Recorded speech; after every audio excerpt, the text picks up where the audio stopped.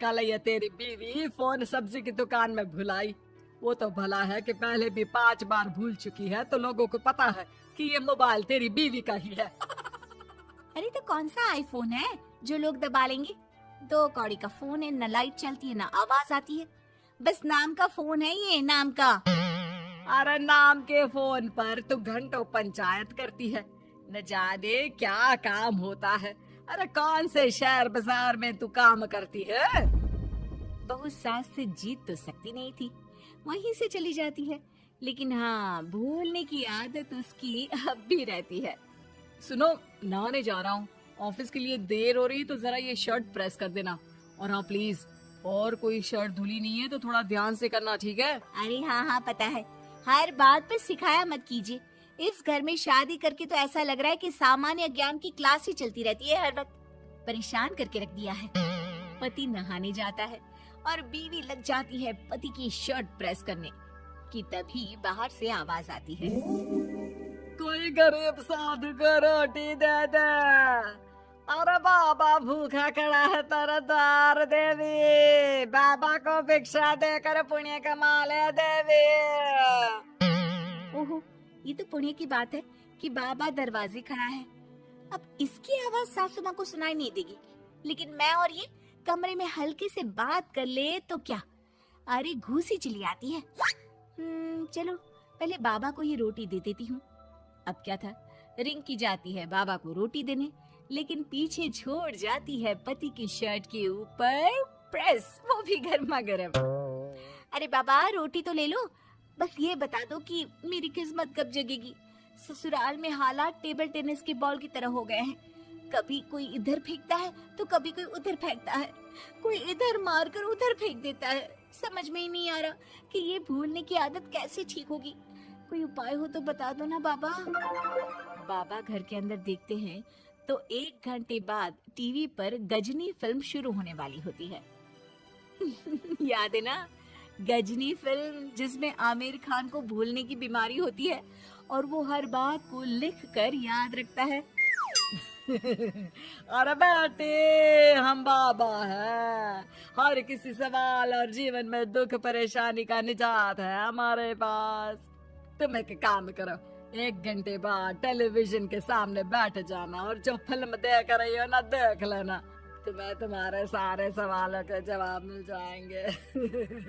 अलग निरंजन, निकालो खाना, सलाह देने की दक्षिणा भी। अरे बाबा, जीवन से ये वाली समस्या खत्म हो जाए तो समझिए मेरे घर से आपका लंच पैक शुरू, वो भी बिल्कुल फ्री में। तभी अंदर से पति के जोर जोर से चीखने की आवाज आती है। अरे क्या मजाक बना रखा है तुमने? ये क्या है, पूरी शर्ट जला दी। तंग आ गया हूँ मैं तुम्हारी भूलने की आदत से। हे भगवान, ये मेरा गधा जैसा बेटा सारा दिन जितनी कमाई नहीं करता उतना तो ये लड़की नुकसान करवा देती है। बाबा लग रहा है कि कोई कांड हो गया है अंदर मुझसे। अच्छा मैं ना 1 घंटे बाद बैठ जाऊंगी फिल्म देखने, विदा लीजिए अब तो आप। जैसे ही वो घर के अंदर जाती है, सामने पति खड़ा होता है फटी शर्ट पहनकर।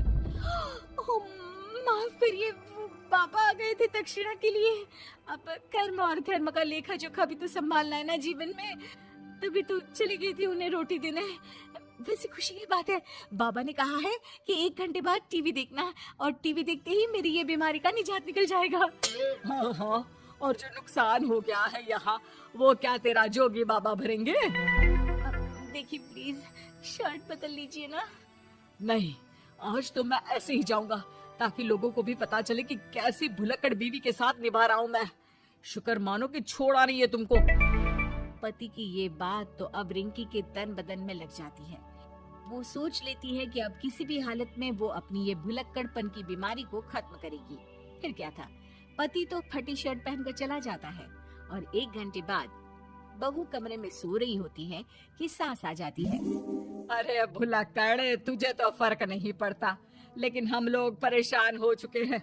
जा, तेरा बाबा बोल रहा था ना 1 घंटे बाद टीवी देखना, तो जा देख, क्या पता कुछ सुधार हो जाए। बहू टीवी खोलती है तो सामने चल रही होती है गजनी फिल्म, जिसमें आमिर खान शरीर में या दीवार में लिखकर अपनी चीजों को याद रखता था। उत्तरी वाह, ये तो सच में बड़ा सही आइडिया है।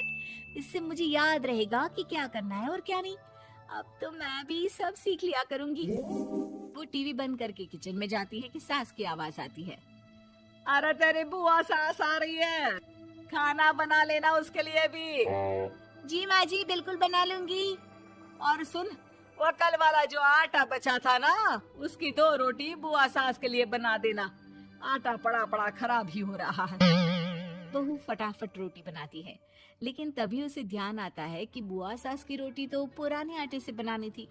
वो पुराना आटा लेकर रोटी बनाकर उस पर पेन से लिख देती है, पुराने आटे की रोटी बुआ जी के लिए। अरे क्या बन रहा है खाने में? भाभी, आपकी बहू की क्या हाल है? भूलने की बीमारी कम हुई या ऐसे ही तबाही मचा रखी है? अरे क्या बताए, अब आज किसी बाबा से उपाय पता किया है, देखो जरा। भाभी, आप ही हो जो संभाल रही हो ऐसी बहू। हम लोगों से तो पता नहीं हो पाता या नहीं। तभी वहाँ बहू आ जाती है। हाँ, तभी तो मैं इनकी बहू हूँ, आपकी नहीं। वैसे मैंने तोड़ निकाल लिया है। अब क्या था, बुआ सास जैसे ही खाना खाने बैठती है कि सास बोल पड़ती है। बहू, याद तो होगा नहीं जो बोला था? याद करो, बुआ के लिए कौन सी रोटी बनानी है, कहा था ना मैंने। जी, सब याद है, सब कुछ, ये लीजिए। लेकिन जैसे ही बुआ सास की रोटी उनकी प्लेट में आती है, वो जोर जोर से चिल्लाने लगती है। अच्छा, तो ये टोटका बताया है तेरे बाबा ने, जो कुछ भूलो लिख लो, क्यों? बहू को लगता है कि बुआ सास तारीफ कर रही है। अब क्या करे, याद रखने के लिए कुछ न कुछ तो करना होगा ना, वरना रोज रोज ताने बोलियां खा खा कर तो मैं परेशान हो गई थी। तो क्या कहा तेरी सास ने? बासी आटे की रोटी बुआ सास के लिए? है? बाबा, अरे हाय, कैसी बात कर रही हो ना नदरानी, मैं ऐसा क्यों बोलूंगी? ऐसे आपको कैसे पता चला? क्योंकि तेरी भुलक्कड़ बहू ने ये लिखा है। बहू सबके सामने वो रोटी रख देती है जिसमें लिखा होता है, बुआ सास की रोटी बासी आटे की।